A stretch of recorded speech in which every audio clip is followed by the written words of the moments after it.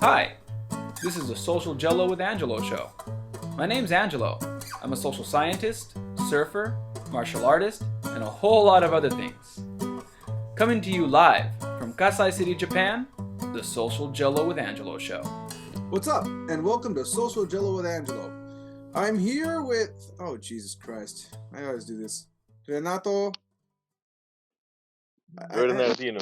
Bernardino. Bernardino. Yeah, Yeah. Bernardino. Your last name isn't on Facebook anymore, so it's easier for me to forget. All right. So, Exactly. So I'm here with Renato Bernardino, who's a Kajukenbo black belt and an instructor coming out originally Portugal, but now you're still in France. Is that right? No, I came back to Portugal actually. Okay, so you're back last in Portugal. year. So I'm back in my hometown and start doing stuff around here. So Cool. back to the military also. Oh, nice! So, you're back in the military. Yeah. Awesome. Yeah. Well, congratulations getting back in and taking care of business. So, as you saw in the title, what is the Garcia method? Now, of Kajukenbo. This is one of those. What is the Kajukenbo method? However, I ended up titling that. I think that sounds good. Mm-hmm. Where'd this come from? Well, Aromatic Illustrator 7, and I explained this in I did another video about the Gaylord method, asked me a question. He said, I'm curious, do you have a video explaining what's the differences between the Emperado method, the Garcia method, Tumpai, Gaylord, etc.?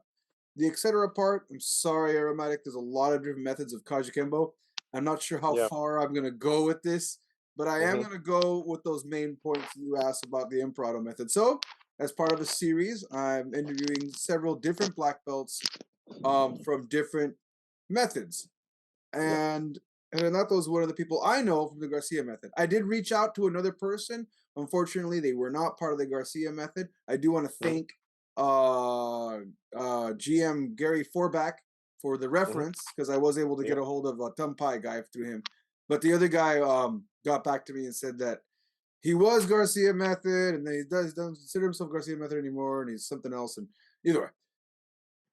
Yeah, maybe. Luckily, I know a guy right here. It's Garcia method, so that take care of everything. Exactly. So, all right, so let's break that down real quick. So we'll just start with that. What do you feel is the difference between the Garcia method and some other methods of Kajukenbo that you've seen? Well, I will tell you about the technical differences, but I have to make some context in history also.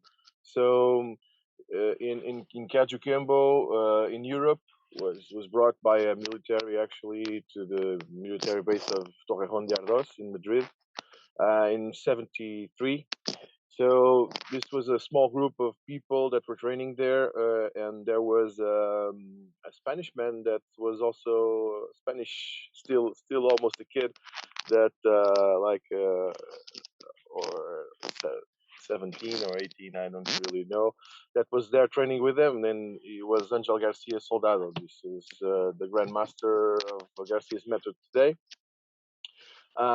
And it was training there for many years with this black belt from the Reyes lineage, and he was left alone and with no contact with Kajukenbo for some years, from '79 to '83, something like that.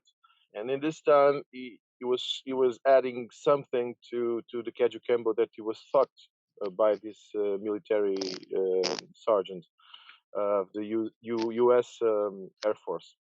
So as he lost the contact of his master, he tried many times to contact other people, and Angel Garcia was able to contact, I think, Gary Forbeck, and they both made arrangements for a trip to the U.S. and but then in that space of time from '79 to '83, '84, Angel Garcia made some changes, and he was afraid that those changes had a negative impact in Siju when he saw him performing Kajukenbo. But actually, that was a good surprise for him, because Siju liked it, and Siju wanted him to be a direct student of him since '84 till the last day of his life. So Garcia's method is influenced by that. So Angel Garcia had different approaches from different martial arts in Europe. It has some of the European Spanish taste also, but in terms of technique, I think the main uh, how do I say that? Not difference, but the things that we focus the most are the way that we move and the way that we cover the space. To be able to have some answers that are not making us like if you have to make some punch on the right side, you have to be sure that you are checking the other guy's movement, so he cannot be able to punch you. So this is a great characteristic in Garcia's method. That was also developed by different other martial arts and stuff. But we do cover a lot of the way that we move, the way that we flow, and the technique. So this was the historical part that influenced the technical part. And actually, many people from different styles right now that also came from Garcia's method still have that or branches or whatever still have that thing in it. So I think Angel Garcia, for me, my instructor, of course, and I'm suspicious for that, but he was a great influencer all around the world in terms of technical approaches to self-defense and Kajukenbo. So, yeah, All right. And then he had a second part to this question. So, and take this with a giant grain of salt. We're going to change this because I don't want to start any problems. no, Well, you already went over what makes each style different. He asked that. And then he says, mhm, is one better than the other for true self-defense? Now, don't answer no, that. That's a loaded uh, question. That's good. That's gonna get it. It's a loaded question. no, No, but I have a good answer for that. I think I am gonna to avoid any problems. no, Um, no, I of am course, I am gonna say I'm gonna grab that question and yeah, say, well, what does the self defense part of the Garcia method look like? That's what because that's what I asked the Gaylord yeah, guys too. Because yeah, the for Gaylord sure. guys like, oh, I'm not because you know Just we for don't we don't we clarifying, I would never answer a don't. question like that, Yeah, same and here. yeah, that depends a lot of your instructor and the way you're training in, and maybe you're in a method or in a martial art or whatever that Yeah, sounds very good and stuff. But at the end of the day, it depends on you and your instructor how you are doing it. So yeah. So I think anyway, so. I yeah, think what we can grab that question and without disrespecting like three-quarters of for the sure. martial of the Kajukenbo community, we can grab that question and say, well, what does the self-defense portion? You kind of mentioned this a little bit in your original answer, but what does the Yeah. self-defense look like for the Garcia method? Well, the self-defense portion is one of the most important parts. So even for the kata itself, Senior Master Angel Garcia doesn't worry if you don't like to make kata, or he does like you to make some sparring. But the kata part, if you don't really like it, if you don't want to develop it, it's okay. But the self-defense part, the one that we try to make some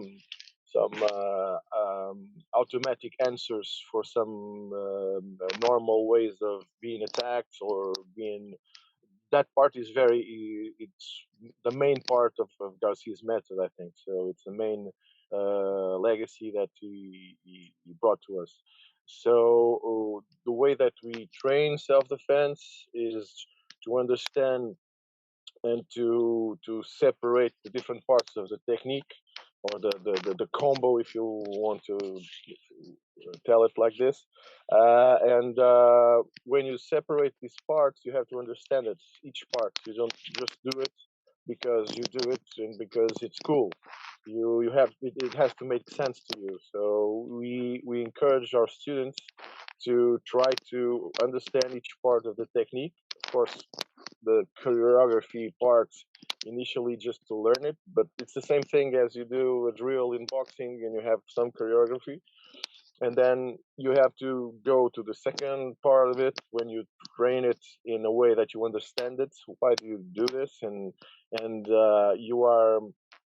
you are encouraged to make questions and to doubt the technique. So the self defense that was made initially in the 80s in Kajukenbo Garcia's method that wasn't existing back then because it was under Sigio directly, and Sigio wanted to make some of the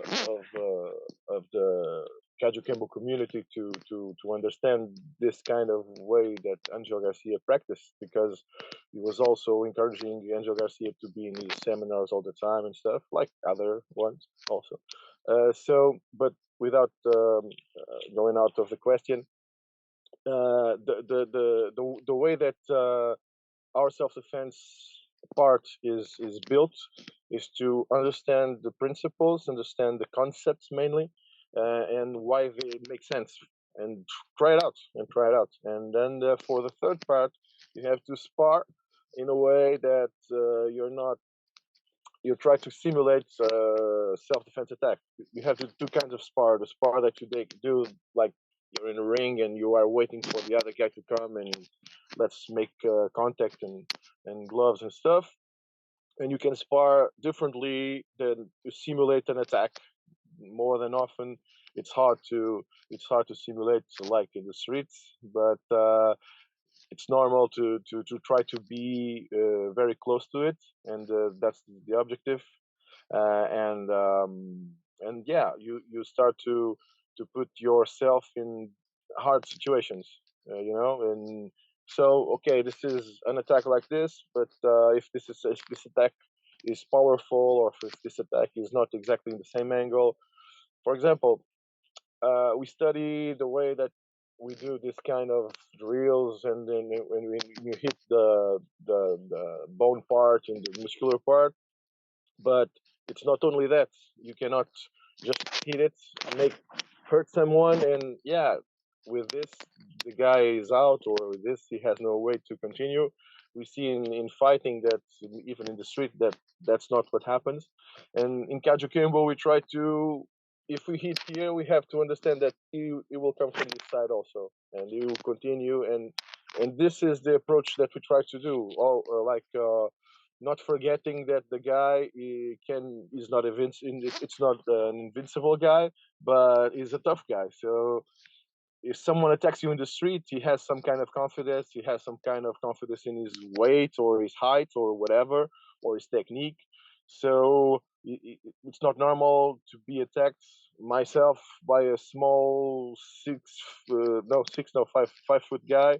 It's not normal that he attacks me. I'm a six something, and I have some 100 kilos, 120 kilos actually. I don't know how much in pounds it is, but 200 many pounds. So You're a heavyweight. yeah, I'm a heavyweight, so it's not normal that a flyweight will attack me in the street. So that's the point, and we have also to remember that when we are doing self defense, and I have to be able to defend myself, or be able to understand that someone bigger than me can attack me in the street. So that's the point. So we have to angle. We know that our punches are coming from here, so we try to protect this angle, because the punch can be like this, like this, like this, like this, but the origin is the same, for example. So we try to do a more scientific approach, if I may say. Of course, it's not really scientific, but over the years, Angel Garcia had a big lab to work with. He developed and he changed the techniques. They're not the same. The 80s, the 90s, and 2000s, they changed, but the concepts are there, but they are evolving. So constantly evolving. So yeah, and he influenced a lot of people. And just try to search Kajukenbo on the web, on YouTube, wherever, and you have people that are his students and many others that are not, but they were, and that means a lot in terms of the popularity of Garcia's method. That well, eh, Garcia's method has a method was appearing after Sigio's death, but for organizational purposes, and that's another story. But mainly, the way that Angel Garcia influenced the way that you do the self defense in Kajukenbo was very very big. It was big even for Sijo when he was alive, and these are facts. There are proofs all around, and and he keeps evolving and he keeps doing good stuff with it. So yeah, mainly that's the point, I think. All right. Before we wrap up, Anytime. no worries. Before we wrap up, is there anything else you want to say about the Garcia method? Yeah, well, what I would like to say that even if you are not very fond of the way that Angel Garcia is like in terms of organization wise, you have to do the credit where it's due, and he was a great influencer in Kajukenbo. He had the first schools in South America, the first schools in Europe that were developed. Uh, so I think besides the founders, he was one of the great influencers, and he is still one of the great influencers in Kajukenbo. And that's the proof of the work he has done. So he's a man that developed and dedicated his whole life, to Kajukenbo and training Kajukenbo. He does that for a living. He's doing that for many years, and so just that this is my responsibility. I will do it.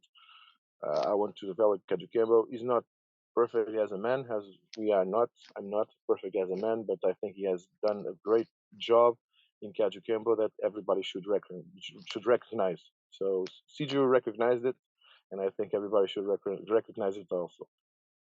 All right. The last thing I'll add to anyone listening to the podcast, this might be the first. I don't know how you're going to listen to this. There is another video, as I mentioned earlier, about the Gaylord method. There's going to be 2 more videos coming up. And anybody who's kind of just confused about all this, if you're a Kajukenbo practitioner and you're hearing about all these methods, my take on it, and I mentioned this in the last interview I did too, is it's all Kajukenbo. You know, Yeah.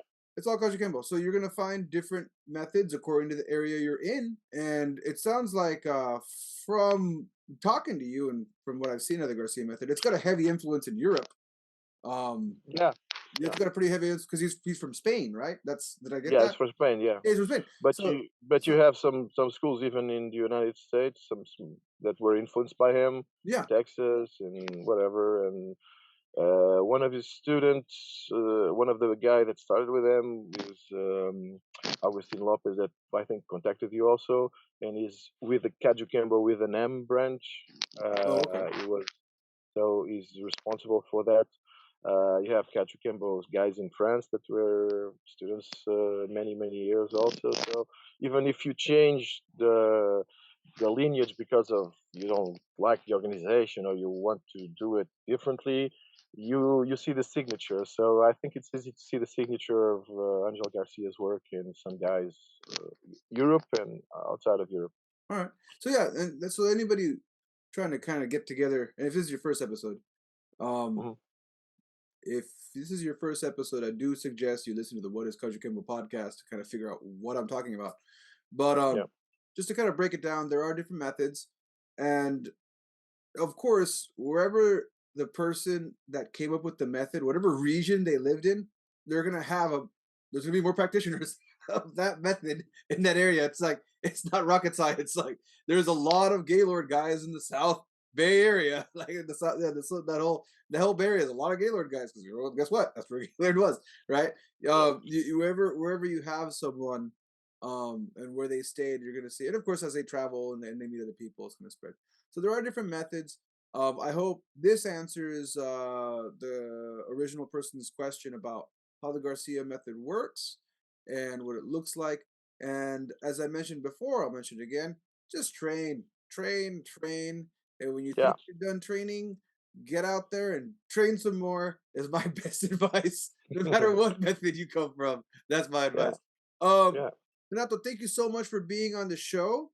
Yeah. No Um, problem. I'm sorry for the studio here. It's my car. So It's all today I had good. a It's all camera good. problem. Hey, I'm just glad you took the time to meet up with me at 8 o'clock in the morning over in Portugal. Yeah, And then thank you. also for anybody listening, if you like what you heard, subscribe, share, comment your ideas. If you come from a different method, feel free to talk about that in the comments. I really appreciate that. Any last minute stuff? Yeah, I release about 2 of these podcasts a month, and every once in a while a few surprises in between. Catch you all later. Subscribe, guys.